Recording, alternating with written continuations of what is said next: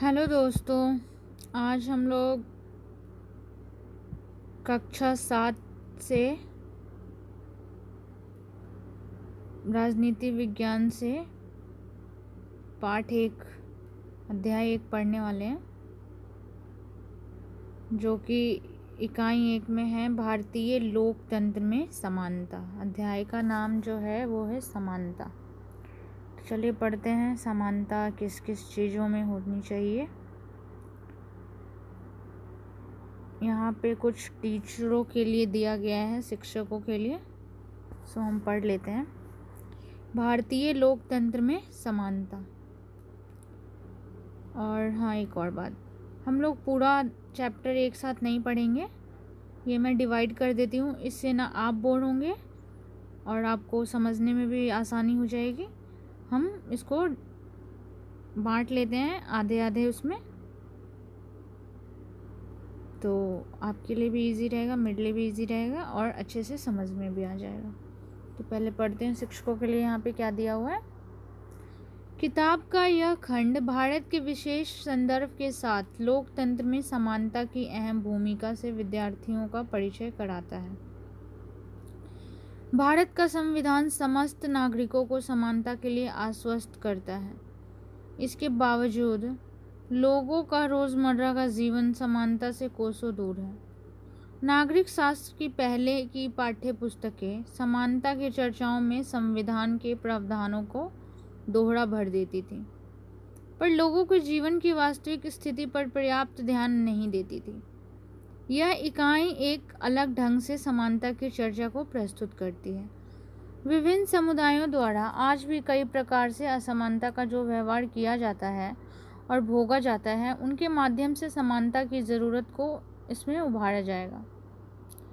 पहला अध्याय विद्यार्थियों को कांता, ओम प्रकाश वाल्मीकि और अंसारी दंपति से मिलवाता है, जिन्होंने अलग अलग तरह से असमानता का अनुभव किया। इनके अनुभवों के जरिए हम मानवीय गरिमा की अवधारणा का परिचय दे रहे हैं। असमानताओं को दूर करने के लिए ज़रूरी कानून और नीतियां बनाने में सरकार की भूमिका की चर्चा हम यह दिखाने के लिए कर रहे हैं कि मौजूदा असमानताओं को मिटाने की प्रतिबद्धता सरकार के काम का एक बड़ा हिस्सा है। इस अध्याय में हम संक्षिप्त रूप से संयुक्त राज्य अमेरिका में असमानता के मुद्दे को भी देखते हैं और यह स्पष्ट कर रहे हैं कि असमानता एक विश्वव्यापी मुद्दा है और कई लोकतांत्रिक देशों में देखने को मिलता है। इस इकाई का दूसरा अध्याय इस पुस्तक का 9वां पाठ है। पुस्तक में समानता को लेकर जगह जगह उठाए गए प्रमुख विचारों को इस अंतिम अध्याय में एक साथ बांधा गया है। इस अध्याय का एक बड़ा अंश समानता की लड़ाई में विभिन्न लोगों के योगदान की चर्चा करता है। इसमें उदाहरण स्वरूप एक सामाजिक आंदोलन पर विशेष ध्यान दिया गया है और साथ ही उन रचनात्मक तरीकों को भी उभारा गया है, जैसे लेखन, गीत, कविताएं, जिनके माध्यम से लोग समानता की मांग व्यक्त करते हैं। इन दोनों ही अध्यायों का उद्देश्य है विद्यार्थियों को यह समझने में मदद करना है कि समानता और लोकतंत्र की अवधारणाएं गतिमान हैं, स्थिर नहीं। इनकी गतिमयता इस बात से ही दिखाई देती है कि अगर सरकार को समानता के लिए नए नए कानून और कार्यक्रम बनाने पड़ते हैं और विभिन्न आर्थिक व सामाजिक मुद्दों पर लोगों के आंदोलन चलते रहते हैं। कांता, ओम प्रकाश अंसारी दंपति और तवा मत्स्य संघ, इन सभी के अनुभवों जैसे ही विभिन्न स्थानीय अनुभव हर जगह मौजूद होंगे। इस इकाई में निहित अवधारणाओं को विद्यार्थियों के लिए अधिक प्रासंगिक, व्यवहारिक और उपयुक्त बनाने के लिए स्थानीय स्थितियों का हवाला दिया जाना चाहिए। कक्षा में समानता के मुद्दे पर चर्चा होना शिक्षक से ऐसी संवेदना और दृढ़ प्रतिबद्धता की मांग करता है जिससे प्रत्येक विद्यार्थी की गरिमा अक्षुण्ण बनी रह सके। तो अध्याय 1 है जो कि है समानता। अब यहाँ पे आप देखिए, छोटे लाल जो किसान हैं, मंजीत कौर जो शिक्षिका हैं, तेजा सिंह जो व्यापारी हैं, गिरीश राव छात्र हैं, कांता देवी घरेलू कामगार हैं और सुजाता कुमारी घरेलू कामगार हैं। चुनाव के दिन कांता और उसकी दोस्त सुजाता वोट डालने की बारी का इंतजार कर रही है। देखिए, हम लोग वोट डालने जाते हैं तो लाइन में खड़ा होना पड़ता है, एक एक करके सबको वोट देना होता है। तो कितनी अच्छी बात है ना सुजाता कि हम सब अपने देश के समान नागरिक के रूप में वोट डाल सकते हैं। जैन साहब भी हमारे साथ इसी लाइन में खड़े हैं। हाँ बिल्कुल। चल कांता, अब तेरी बारी आई। कांता की बारी आ गई। मैं तो उसे वोट दूंगी जिसने हमारे मोहल्ले में पानी की पाइपलाइन आने का वादा किया है। तो हम लोग उन्हीं को वोट देते हैं जिनके हम कार्य से हमें संतुष्टि प्राप्त होती है, हमको लगता है कि हाँ ये लोग हमारे लिए कुछ कर रहे हैं।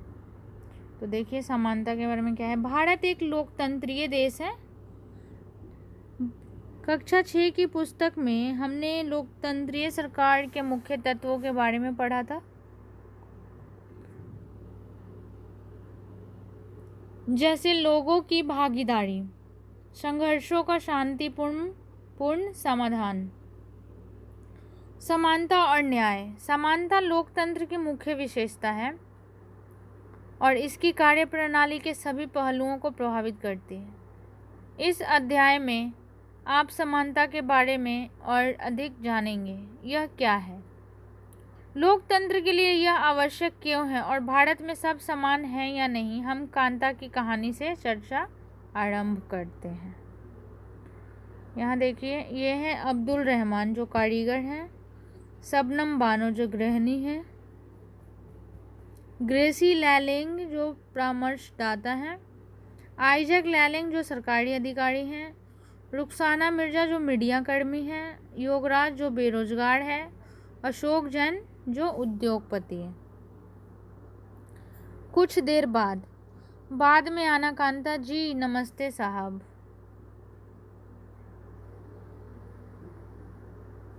गुड़िया बुखार में पड़ी है और उसे अस्पताल लेकर जाना है, पर पहले साहब के घर का काम कराऊं और उनसे कुछ पैसे उधार ले आऊं।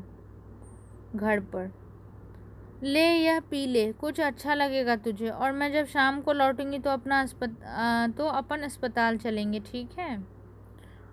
गुड़िया बार बार बीमार नहीं पड़ेगी तो और क्या होगा, इस बस्ती में तो कभी साफ सफाई होती ही नहीं है। ये देखिए, बीमारी का सबसे बड़ा कारण एक ये भी होता है कि हम साफ सफाई जगह में नहीं रहते हैं, खुद को साफ नहीं करते हैं। गंदगी में रहने से वो हमारे शरीर पे असर पड़ेगा और हम स्वस्थ नहीं रह पाएंगे। यहाँ देखिए, काम कर रही है कांता, कोनों को अच्छे से साफ करना। घर वाले बता रहे हैं, कांता ये ले तेरे पैसे, पर पहले से पैसे मांगने की आदत मत बना, समझी। जी मैडम, नहीं बनाऊंगी। ये देखो, उनकी बेटी की तबीयत खराब है तो पैसे मांगा तो घर की मालकिन ने किस तरीके से बोला कि पैसे ले, लेकिन ये पहले से पैसे मांगने की आदत मत बना। उस शाम को बस जरा सी देर और बेटी जैन मैडम और जैन साहब वोट डालने के लिए लाइन में भले ही खड़े रहे हो, पर अपने बच्चों के इलाज के लिए उन्हें लाइन में नहीं लगना पड़ता है। यहाँ देखिए आप, मताधिकार की समानता। मताधिकार मतलब वोट डालने का। कहानी का प्रारंभ कांता के वोट देने की लाइन में खड़े होने से होता है। पुनः उन विभिन्न लोगों की ओर देखो जो उसके साथ लाइन में खड़े हैं। कांता अपने मालिक अशोक जैन को पहचान लेती है और अपने पड़ोसी छोटे लाल को भी। भारत जैसे एक लोकतांत्रिक देश में सब वयस्कों को मत देने का अधिकार है, चाहे उनका धर्म कोई भी हो, शिक्षा का स्तर या जाति कुछ भी हो, वे गरीब हो या अमीर। इसे जैसा कि आप पिछले वर्ष की पुस्तक में पढ़ चुके हैं, सार्वभौमिक वयस्क मताधिकार कहा जाता है और यह सभी लोकतंत्रों का आवश्यक पहलू है। सार्वभौमिक वयस्क मताधिकार का विचार समानता के विचार पर आधारित है, क्योंकि यह घोषित करता है कि देश का हर वयस्क स्त्री पुरुष, चाहे उसका आर्थिक स्तर या जाति कुछ भी क्यों न हो, एक वोट का हकदार है। कांता वोट देने के लिए बहुत उत्सुक है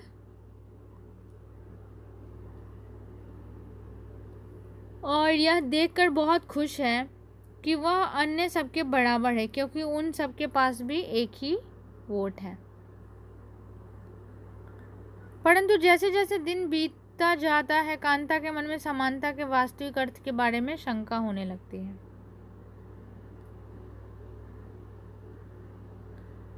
वह क्या बात है जिसने कांता के मन में शंका पैदा कर दी? आओ उसके जीवन की दिनचर्या देखें।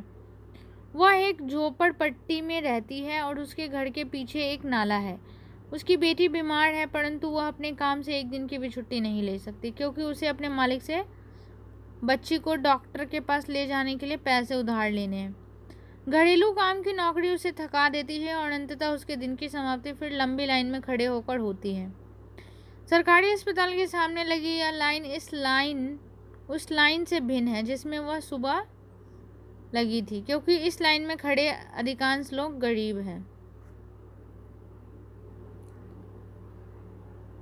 सरकारी हॉस्पिटल में आप जाइएगा तो जरूरी नहीं है कि वहाँ पे सभी गरीब लोग ही जाते हैं इलाज कराने के लिए, अच्छे खासे पैसे वाले लोग भी जाते हैं, क्योंकि सरकारी हॉस्पिटल में डॉक्टर्स अच्छे होते हैं। ऐसा नहीं है कि प्राइवेट हॉस्पिटल में डॉक्टर अच्छे नहीं होते, लेकिन बहुत लोग हैं जिनके पास बहुत पैसा है, वो भी गवर्नमेंट हॉस्पिटल में जाके अपना इलाज कराते हैं। और जो वोट डालने की बात है, वहाँ पे ऐसा कुछ नहीं है, क्योंकि सबको एक साथ खड़ा होना पड़ेगा वहाँ वोट डालने के लिए। जब जिसकी बारी आएगी जब भी वो वोट डालने जाएगा। और गवर्नमेंट हॉस्पिटल में ये है कि पैसा है जिसके पास, वो अपनी मर्जी से अगर जाता है तो ठीक है, वरना उसको नहीं लगना लाइन में तो वो अपना जाके। और ऐसा नहीं है कि प्राइवेट हॉस्पिटल में आपको लाइन नहीं लगना पड़ेगा, वहाँ भी भीड़ होती है, वहाँ भी आपको सब कुछ तरीके से कायदे कानून से काम करने होंगे। अब एक बात बताइए, लाइन लगना ज़्यादा अच्छी बात है ना धक्का मुक्की करने से? तो लाइन लगना कोई गलत बात नहीं है, वो आपका तरीके से और अच्छे से काम होगा। तो गवर्नमेंट हॉस्पिटल में कांता को लाइन में लगना पड़ा है अपनी बेटी को लेके। तो यहाँ देखिए क्या है, आपके विचार से समानता के बारे में शंका करने के लिए कांता के पास क्या पर्याप्त कारण है? उपरोक्त कहानी के आधार पर उसके ऐसा सोचने के 3 कारण बताइए। आप 3 कारण हमें कमेंट्स के द्वारा बताइए कि कांता का ऐसा सोचने के क्या कारण हो सकता है। ठीक है बच्चों, अब यहाँ पे देखिए अन्य प्रकार की असमानताएं। तो कांता उन बहुत से लोगों में से एक है जो भारतीय लोकतंत्र में रहते हैं और जिन्हें मताधिकार प्राप्त है, लेकिन जिनका दैनिक जीवन और कार्य करने की स्थितियां समानता से बहुत दूर हैं। निर्धन होने के अतिरिक्त भारत में लोगों को अन्य अनेक कारणों से भी असमानता का सामना करना पड़ता है। इसका आशय हम निम्नलिखित 2 कहानियों को पढ़कर समझेंगे। यह दोनों ही वास्तविक घटनाओं पर आधारित है और भारत में होने वाली विभिन्न प्रकार की असमानताओं पर प्रकाश डालती है। भारत में सामान्यतः प्रचलित असमानताओं में से एक है जातिगत व्यवस्था। यदि आप ग्रामीण भारत में रहते हैं तो जातिगत पहचान का अनुभव शायद बहुत छोटी आयु में ही हो जाता है। यदि आप भारत के शहरी क्षेत्र में रहते हैं तो शायद यह सोचेंगे कि लोग अब जात पात में विश्वास नहीं करते। परंतु जरा एक प्रमुख समाचार पत्र के वैवाहिक विज्ञापन के कॉलम को देखिए तो आप पाएंगे कि उस शिक्षा प्राप्त शहरी भारतीय के दिमाग में भी जाति कितनी महत्वपूर्ण है। आइए अब एक कहानी स्कूल जाने वाले एक दलित बच्चे के अनुभव के बारे में पढ़े। दलितों के बारे में आप पहले ही पिछले वर्ष की पुस्तक में पढ़ चुके हैं। दलित एक ऐसा शब्द है जो निचली कही जाने वाली जाति के लोग स्वयं को संबोधित करने के लिए प्रयोग में लाते हैं। दलित का अर्थ होता है कुचला हुआ या टूटा हुआ, और इस शब्द का इस्तेमाल करके दलित यह संकेत करते हैं कि पहले भी उनके साथ बहुत भेदभाव होता था और आज भी हो रहा है। ओम प्रकाश वाल्मीकि एक प्रसिद्ध दलित लेखक हैं। अपनी आत्मकथा जूठान में वे लिखते हैं, स्कूल में दूसरों से दूर बैठना पड़ता था, वह भी जमीन पर। अपने बैठने की जगह तक आते आते चटाई छोटी पड़ जाती थी। कभी कभी तो एकदम पीछे दरवाजे के पास बैठना पड़ता था, जहाँ से बोर्ड पर लिखे अक्षर धुंधले दिखते थे। कभी कभी बिना कारण पिटाई भी कर देते थे। जब वे कक्षा 4 में थे, प्रधानाध्यापक ने ओम प्रकाश से स्कूल और खेल के मैदान में झाड़ू लगाने को कहा। वे लिखते हैं, लंबा चौड़ा मैदान मेरे वजूद से कई गुना बड़ा था, जिसे साफ करने से मेरी कमर दर्द करने लगी थी। धूल से चेहरा, सिर अट गया था, मुंह के भीतर धूल घुस गई थी। मेरी कक्षा में बाकी बच्चे पढ़ रहे थे और मैं झाड़ू लगा रहा था। हेडमास्टर अपने कमरे में बैठे थे, लेकिन निगाह मुझ पर टिकी थी। पानी पीने तक की इजाज़त नहीं दी थी। पूरा दिन मैं झाड़ू लगाता रहा। स्कूल के कमरों की खिड़की, दरवाजों से मास्टरों और लड़कों की आंखें छिपकर तमाशा देख रही थी।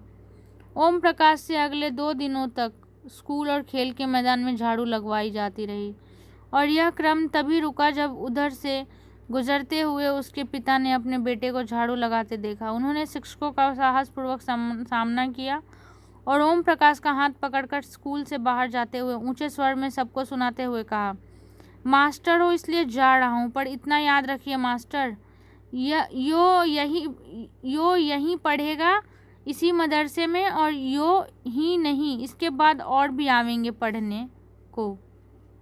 ये देखिए ओम प्रकाश की जो राधा कृष्ण पेपर बैग्स जूठन, ओम प्रकाश वाल्मीकि जी की है किताब।